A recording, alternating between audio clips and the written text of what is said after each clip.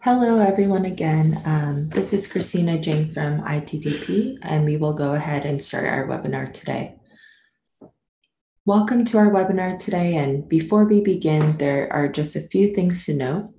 Yes, this webinar will be recorded, and both the recording and PowerPoint will be available online on our website within 2 weeks. I'll also send you the direct link in my follow-up email today. As mentioned before, to interact with our host, please submit questions through the Q&A function, which you will find when you put your cursor to the top or the bottom of your Zoom screen. Please use the Q&A function instead of the chat box so that we can properly capture the questions throughout today's presentation. Thank you again all for joining us today. The webinar is titled Freight and Environmental Justice. This webinar will explore how the movement of goods is essential to urban life, but also generates many problems, such as pollution, noise, and vast congestion. Research shows that poor and minority populations are more impacted by freight-related pollution, but at the same time, they are less likely to enjoy the benefits of instant deliveries or a wide assortment of food at local shops.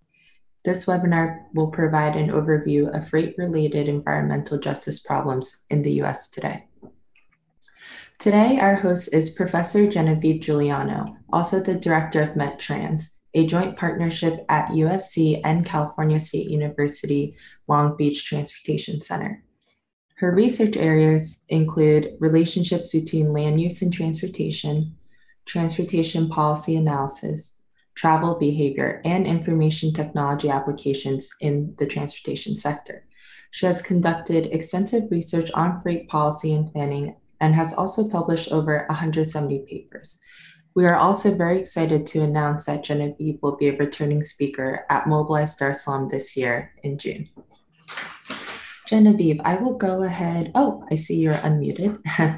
And if you would like, I can now hand it off to you and you can feel free to begin your presentation. Oh, thanks very much, Christina. I'm here in my office with one of my PhD students, Quan Yuan, who is the author of the warehousing discussion that is part of this presentation. So I thought I could include him so that should you have questions that I can't answer, he will be able to answer them. So with that, I think I'd like to get started. First of all, I want to introduce you to the Metro Freight Research Team.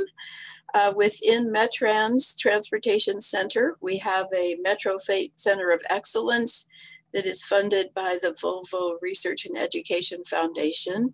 And our partners are in several locations around the world. You will hear today work that is mine as well as work of the people that are listed. Letitia DeBlanc, who is in Paris, Allison Conway, who is in New York, Sang-Young Kang, who is a postdoc here at USC, Jean-Paul Rodriguez in New York, and Quan Yuan here at USC. Uh-oh, come on. I want to start by just reminding everyone that freight is absolutely essential to the way cities operate and to actually the survival of cities. None of us could live in large conurbations without substantial goods movement and a very good goods movement system. So if you think about all the things that freight moves, that's the way we get our food, that's the way businesses and commercial activity get their supplies. This is how we construct buildings. And of course, this is how we remove all of what's left over after all of our activities. As Christina noted, goods movement certainly has negative effects on cities in the form of air pollution, noise, and of course, greenhouse gas emissions, primarily in cities from trucks. It also conflicts with passenger travel, and it also affects safety on the road system. What I'm going to talk about today are my ideas about how goods movement affects both justice and inclusiveness of cities, or maybe what we might just call environmental and social justice issues. So getting on to justice, what I'm going to show you is that negative impacts of goods movement are really not equally distributed across population groups. What we find is that low income and minority communities are more likely to be in places where there are what we call pollution hotspots. For example, a truck depot or near a port.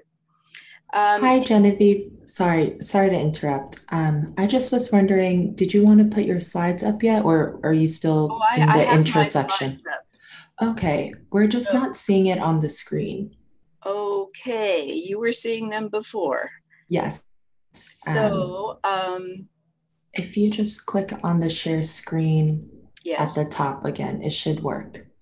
it says this will stop other screen sharing. Yep, that's fine. Okay, let's do it. Great. Can you see it? Not yet. It should be. Oh, it's entering now. Yes, we see your slides out. Great. Thank you. Thank you so much. No problem. Sorry.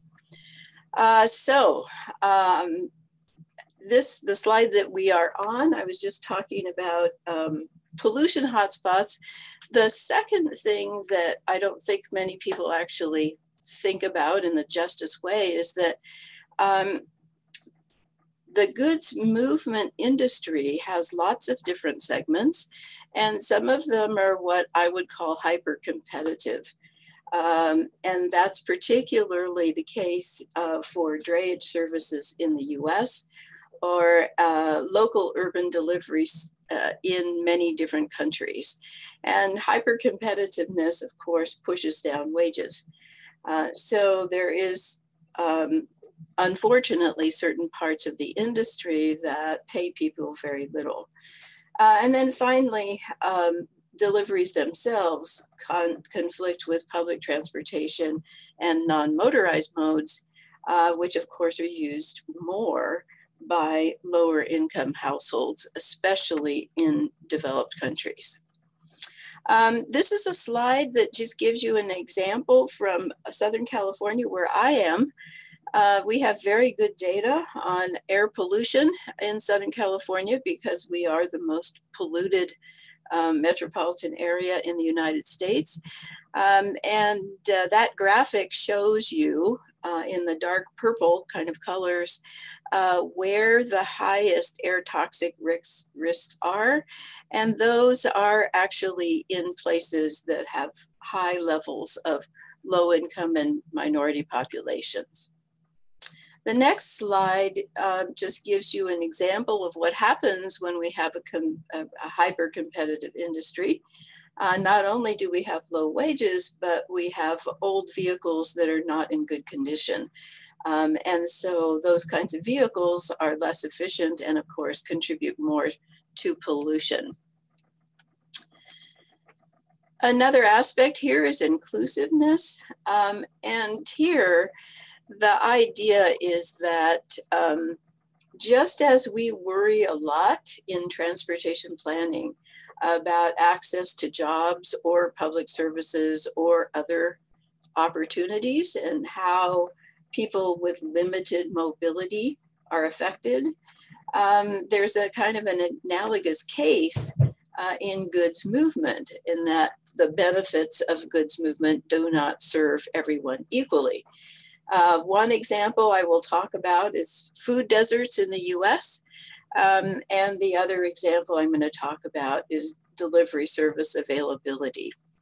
So let's go on first and start with environmental justice. So the first case of environmental justice I'm going to talk about is warehouse location. This is a California case study, and this is work from Quan Yuan.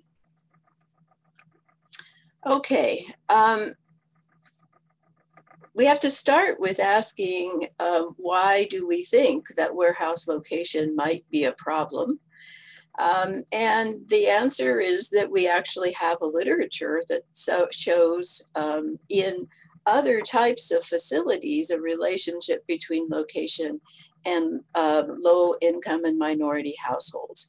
So whether it's being near a very high volume freeway or near a railroad yard or an airport, those kinds of places tend to be located near disadvantaged populations.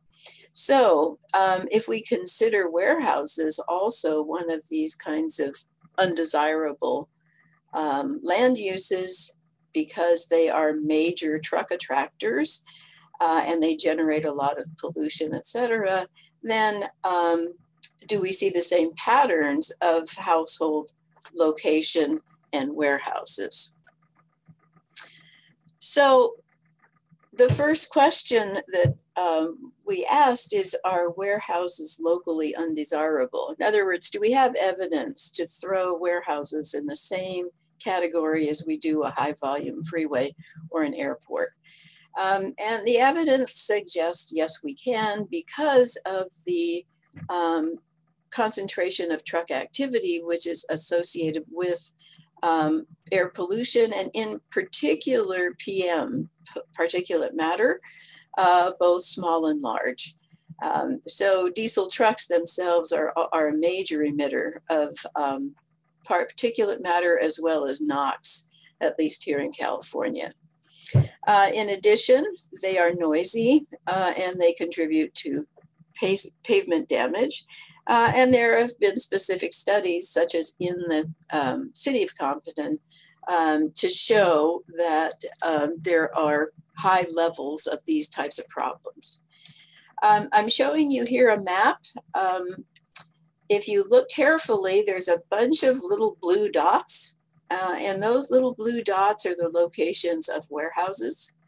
And then superimposed on that is just a spatial map of particulate matter emissions. And so places that are green have very low rates of emission, and places that are orange have rather high rates. And you can see that these clusters of warehouses are either in heavy concentration particulate matter zones or medium. So now we turn to the question of whether warehouses are disproportionately located in disadvantaged neighborhoods. So by that we mean that if there's no relationship, right, between where warehouses are located and where households are located, then sometimes they would be located near minority and poor populations, but sometimes they wouldn't be. So the question that we're looking at is whether there's a disproportionate location near minority and poor households.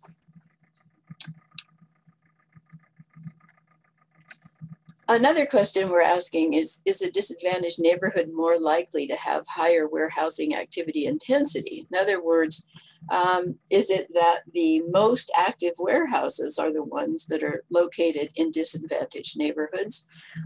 Or is it the smaller facilities that don't cause as much pollution? So we start with the Los Angeles region as our study area. LA is the second largest metropolitan area in the US after New York. It is the largest trade gateway in the US by far. And since we have been doing a great deal of work in Southern California, we have access to, by this time, a lot of different data sources. In this case, we used census tracts.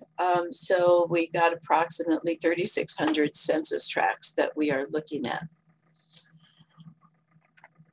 We find in the data that there's a strong relationship between household income and the share of minority population.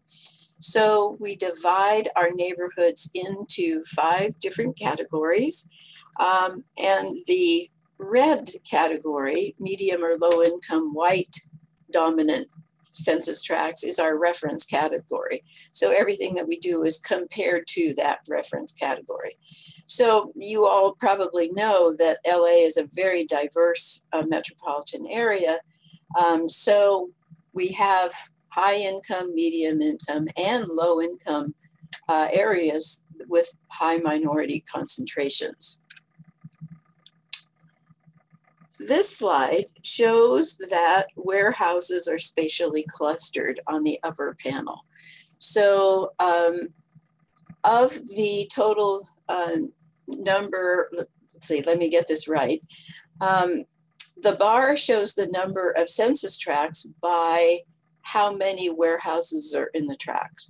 So 3,000 of those census tracts have no warehouses at all. And then only 106 have more than 10 warehouses. So nearly all of the warehouses are in a relatively small number of census tracts in the entire region.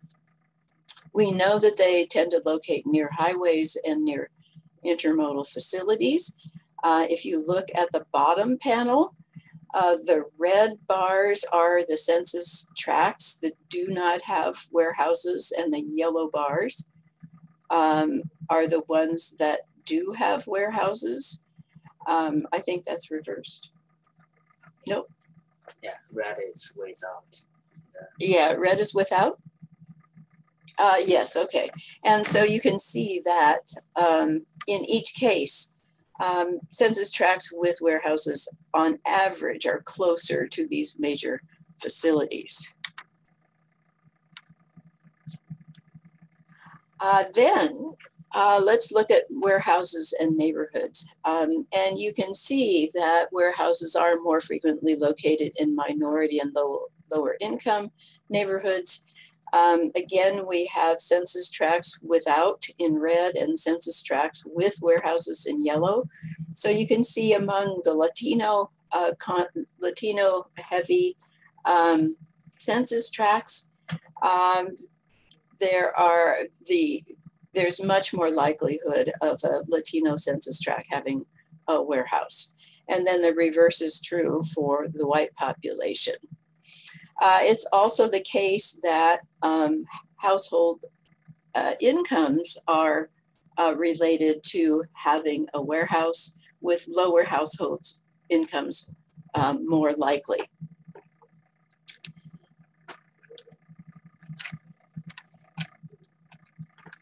This slide, again, all of the little blue dots are warehouses. And we have mapped that on top of different types of neighborhoods. So the neighborhoods in sort of a yellow are medium income minority neighborhoods, and then in brown are low income minority neighborhoods. And then the rest that is not colored is not minority neighborhoods. And you can see very clearly from this map that there is a strong correlation between where the medium and low income population is and where the warehouses are. So there was a lot of statistical work that was done that I'm not going to talk about, but here are the findings. There were models that were estimating, first of all, the probability of a neighborhood having at least one warehouse, and a neighborhood is a census tract, or the number of warehouses in a given neighborhood, or the intensity of warehousing operations in a neighborhood. So if we used any of those measures, we found that all of them are positively related to the share of medium or low income minority population. So in conclusion, what we have concluded is that warehouse location is in fact an environmental justice problem. We have shown pretty clearly that they are disproportionately located in minority dominant neighborhoods. They are not as you saw from our pictures, they're not necessarily in low-income minority places, but also medium-income minority places. So that's a little bit unusual relative to other environmental justice research. The question you might be asking is this sort of by accident, or is this deliberate? In other words, is there a causal relationship? And in particular, is the relationship that minorities seek housing near warehouses because land is cheaper? Or do warehouses seek location near minority neighborhoods? So doing some additional statistical analysis, we found that the latter is true, that warehouses tend to follow the minority population. Now, let's go to a different aspect of what we might consider environmental justice, and that's truck and bicycle conflicts. And this is a New York case study that was conducted by Allison Conway. So the question here is, what happens when a city extends its bicycle infrastructure? What does that infrastructure replace? Do truck parking and delivery problems increase? And do bicycle and truck conflicts increase? And in this case, the objective was to look at what the impact was on truck traffic and on crashes from adding additional bicycle lanes. This is a picture of all of the data that was used, and I'm gonna go faster because the time is running short. This picture actually shows in red all of the places where bicycle facilities were built on top of or to replace a truck route. So these are overlaps with existing truck routes. And this, of course, creates a very direct conflict between the bicycles and the trucks.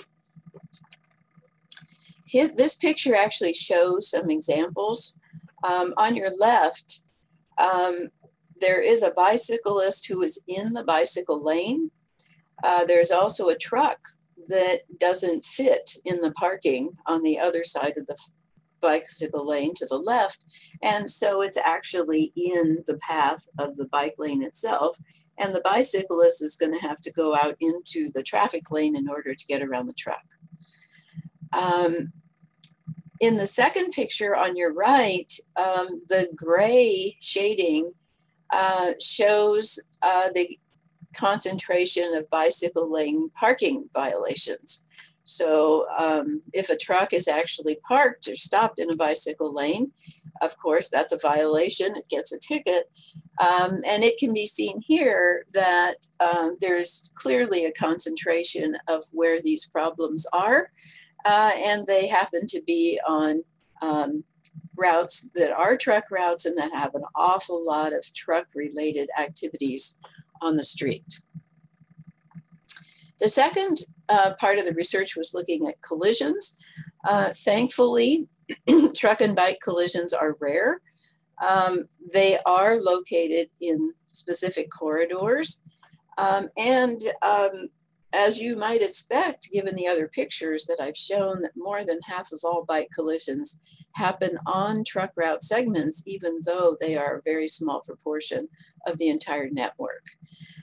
Also, discouragingly, there's a very high rate of collisions on the protected bike lanes as opposed to those that are not protected. So in these conclusions include the fact that bike lanes on truck routes do increase risk to the bicyclist. Reducing capacity of truck routes does not necessarily lead to more safety for bicycles, mainly because the truck routes were there for a reason. They're there because that's where the demand for truck activity is. Most of that truck activity is in the form of wholesale transportation, warehousing, and retail. So you probably want to know, what is this environmental justice connection? And that is because bicycles are an essential mode of transport for low-income housing, low-income households, sorry. Not so much the case in New York City, but in places with limited or expensive public transport. Here in Southern California, many low-wage workers use bicycles as their means of transport for work. Many of those low-wage jobs are in the wholesale or transportation or warehouse or retail sectors. So they are the ones that are in conflict with these heavy truck demands. Finally, there's been a long-running question in transportation planning, and that is, who is really being served by protected bicycle lanes? Are they located in places that are mainly for recreational or discretionary types of bicycle traffic, or are they actually aimed at increasing safety and convenience for people who are more dependent on bicycle transportation? Okay, next comes food deserts. And I'm going to go through this quickly as well. For those of you who are outside of the United States, you may wish to know what is a food desert. The U.S. Department of Agriculture has done a lot of work on this, and basically it's in a place where there's limited available of healthy foods. And healthy foods are defined as fresh fruit, fresh vegetables, and other types of whole foods. Most likely in urban areas, these are places with high concentrations of low-income households and minority households. In those areas, we see more fast food shops, more liquor stores, more mini markets, and few supermarkets with less selection and poorer quality of fresh foods.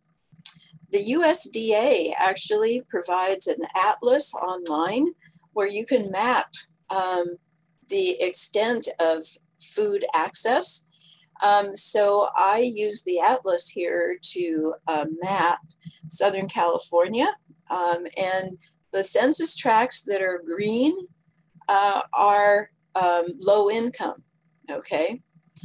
The census tracts that are blue are low income, and there is no supermarket within 1/2 mile for a large share of the residents.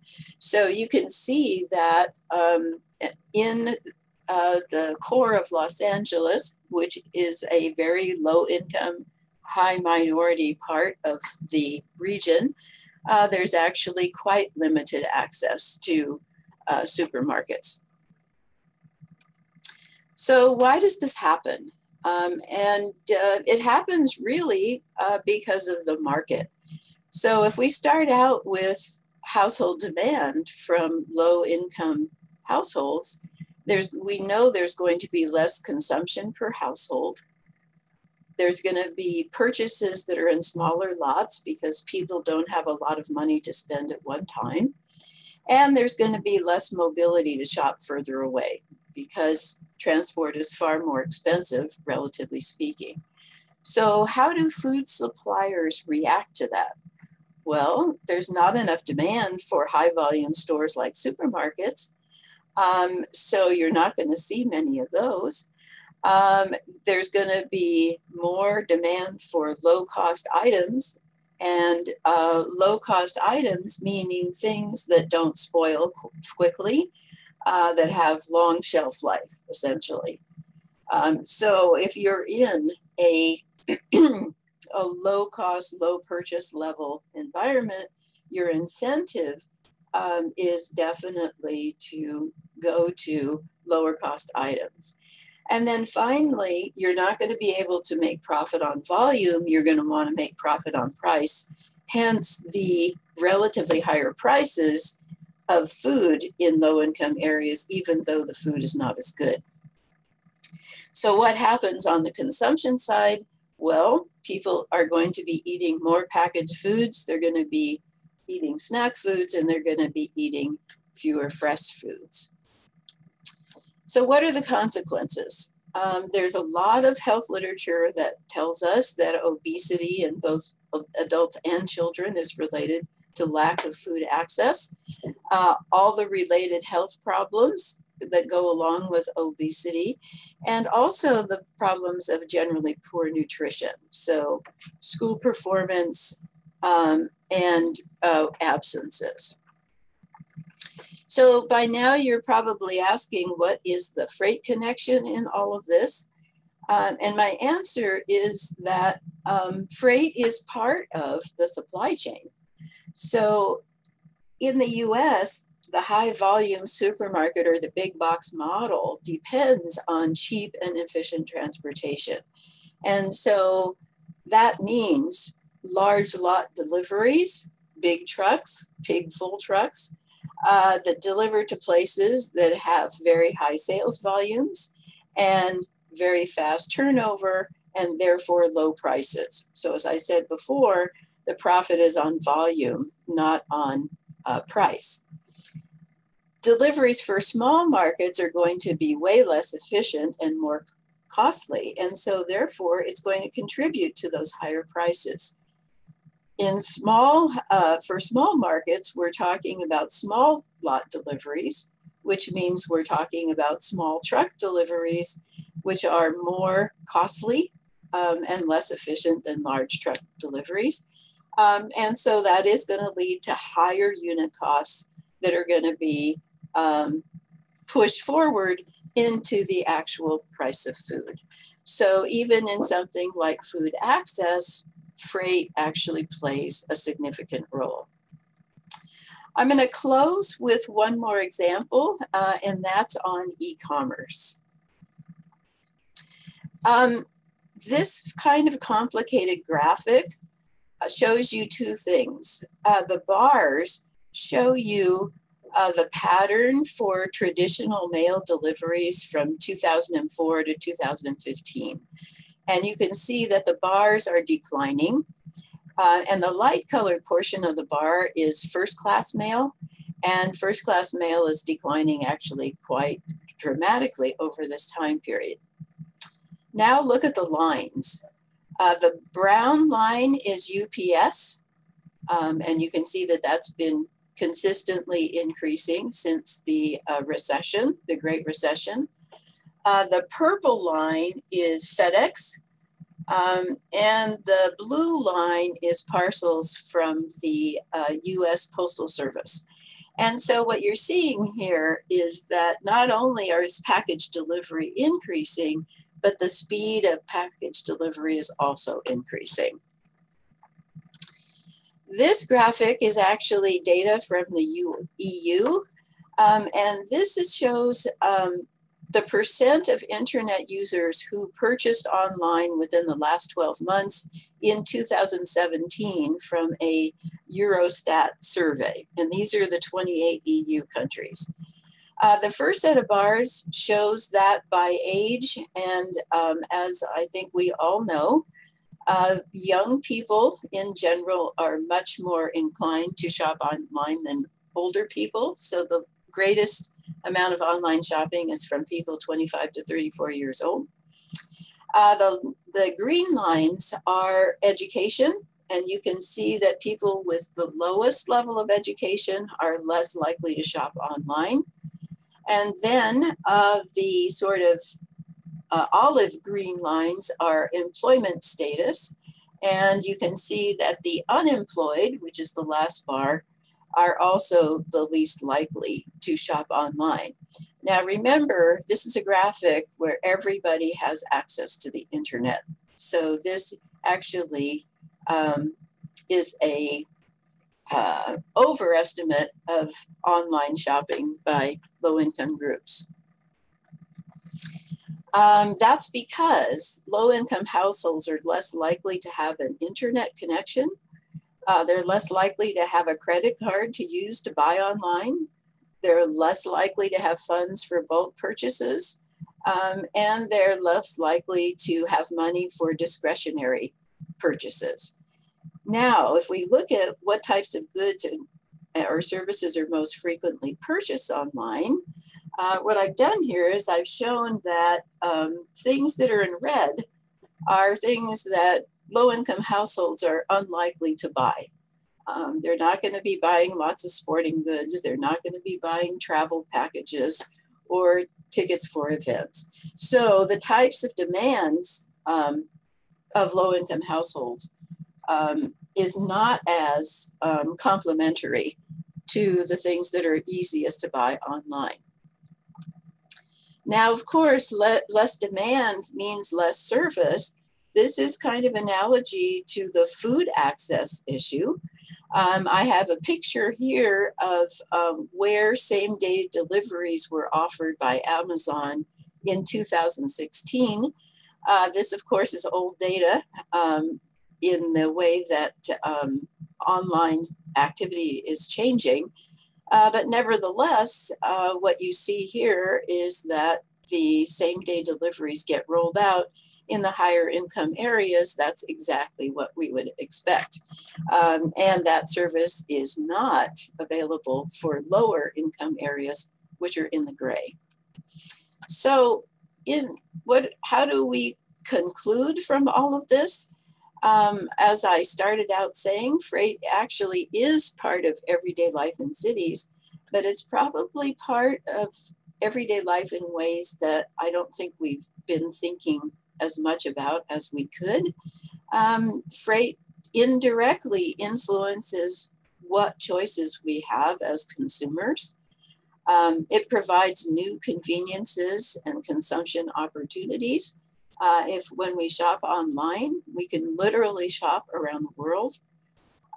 It conflicts with passenger transport. So, somebody has to make those trade-offs. And as I said before, it contributes to pollution and so on. The other thing that I think we can conclude is that the benefits and costs of freight are not equally distributed. Higher income households reap the benefits of lower prices and more choices more than lower income households. And at the same time, lower income and minority households are more likely to incur the costs and enjoy fewer of the benefits of freight as we have freight in the 21st century. So what are some policy directions that we should be thinking about? The first is that I think I'm on my way to convincing you that freight is woven into our larger problems of poverty and discrimination.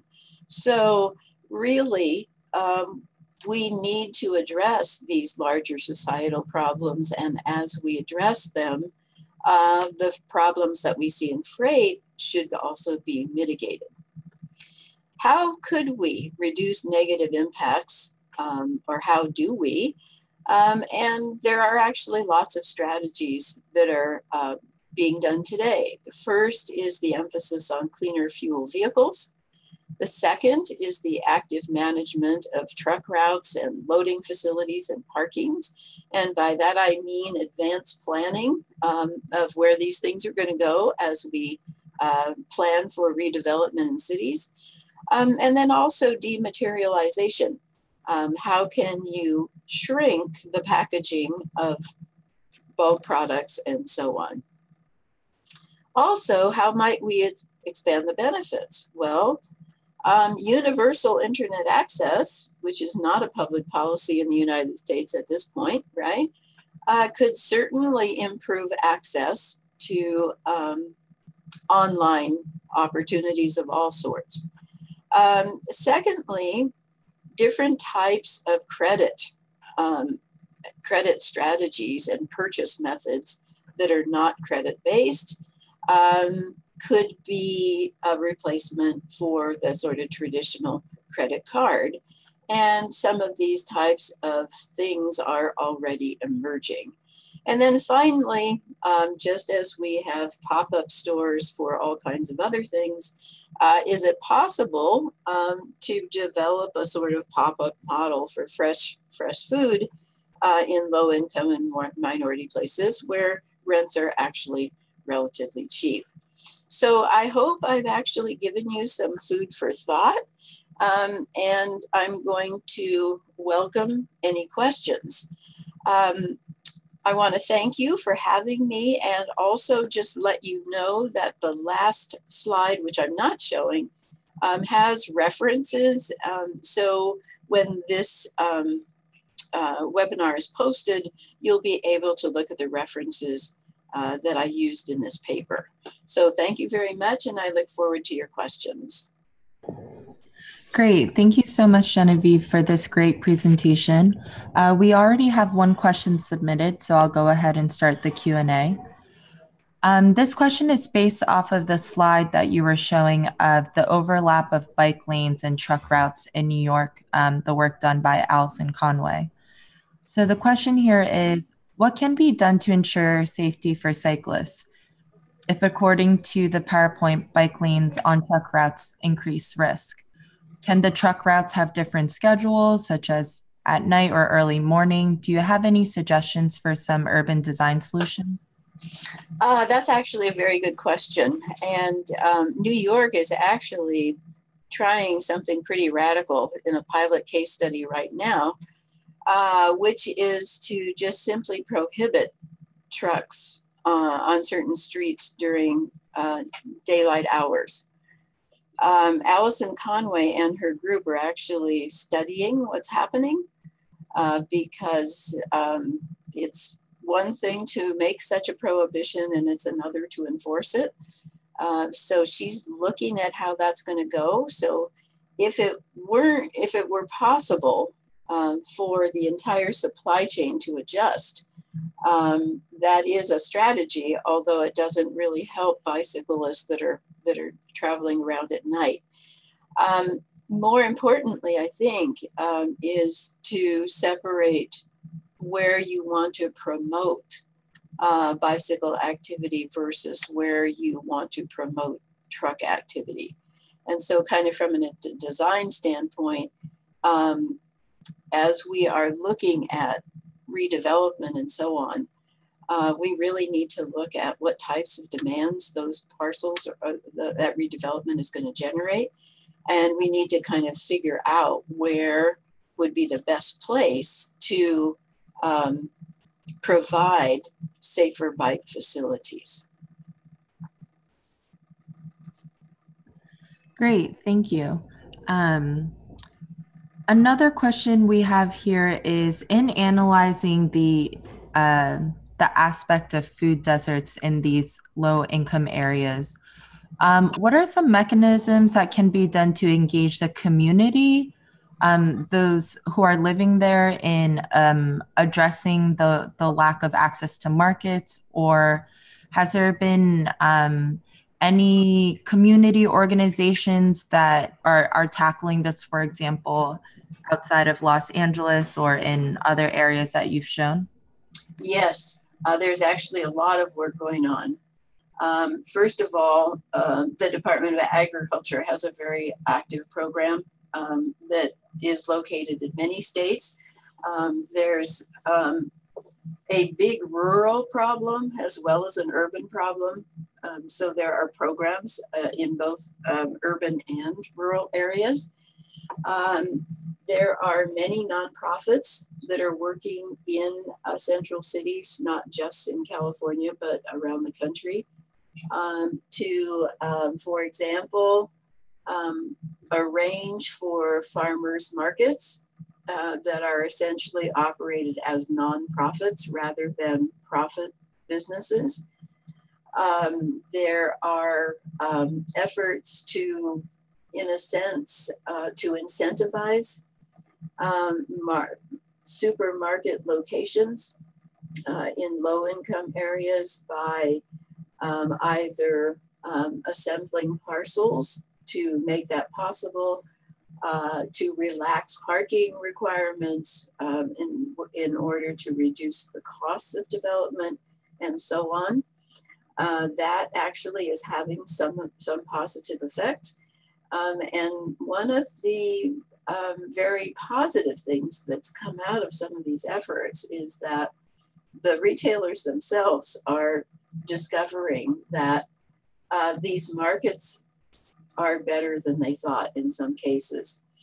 And that's because although on a per household level, the purchasing power is relatively low, there's such a density of households that there's actually a relatively large overall purchase demand. Great. Thank you so much, Genevieve. Another question we have here is expanding this study to the global context. So, for example, for countries in the global south, particularly in countries that have larger informal settlements, and now there's a presence of e-commerce that is popping up in those countries.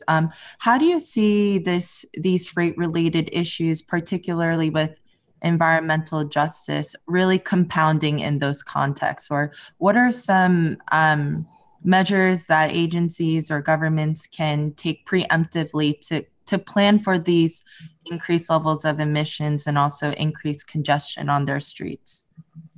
Oh boy, how long do I have? I know it's quite a big question, but maybe let me just say a few words. To Africa or Yes. a specific region.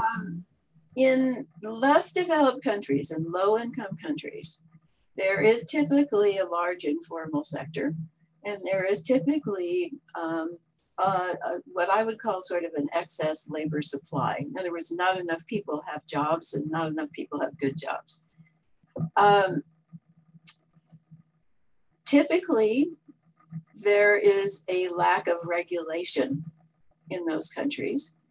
And so we see a lot of informal activity within the freight sector itself.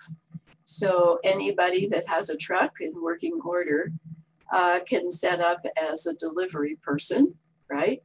And deliver whatever he or she can manage to do as, as a way of earning money. Those kinds of setups mean that we're going to be using very high polluting vehicles, older vehicles, vehicles that are not well maintained.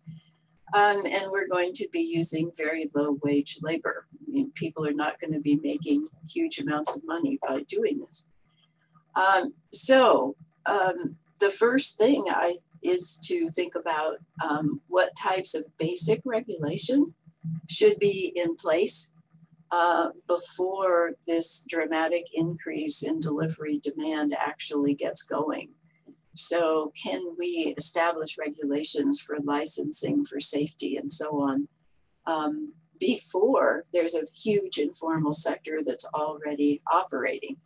It's always much more difficult to backtrack something that's already there than to create the structure for something to develop. So that, I guess, would be my first recommendation, would be to do that. Great. Thank you so much, Genevieve. And I believe those are all the questions that were entered today so far.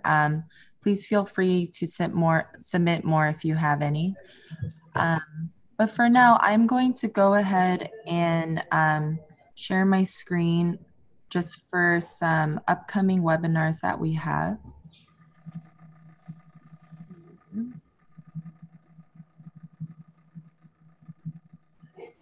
So thank you, Genevieve, again for your great presentation today and for going through the ins and outs of the freight-related issues in the U.S. As mentioned earlier, for everyone who attended today, this webinar recording and PowerPoint will be available online, and I will send you a follow-up email with all the links as well. And then lastly, for our upcoming webinars, we have one next month. It is a continuation of the BRT Planning Guide series. On May 15th, we will have a session on BRT Planning 401, Infrastructure and Design, and it will be at 8 a.m. EST time. So that is all for now. Genevieve, thank you again so much for hosting this webinar today. And thank you to all the attendees for joining us. And I hope to see everyone online again soon. Thank you. Thank you, Genevieve.